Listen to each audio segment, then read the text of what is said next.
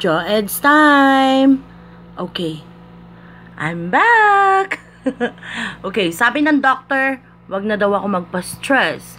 At kung galit ako sa isang tao, kailangan layuan ko. So, lalayuan ko na sila.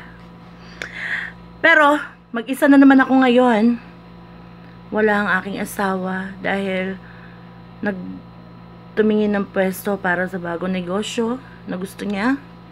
Gusto ko rin na aming pinag-iipunan at aming isa sa katuparan. Kahit maliit lang. Nag-iisa na naman ako at kailangan ko ng merienda. Sinabi ko sa kanya. Kaya, medyo nag-upgrade naman siya ng konti. Kung nakaraan, 100. Today, binigyan niya ako ng 300. Pang merienda. So, masaya naman ako. At least, tumataas yung aking pang merienda. So, ano kayang bibiling ko dito? Parang ayoko na ng banana Q.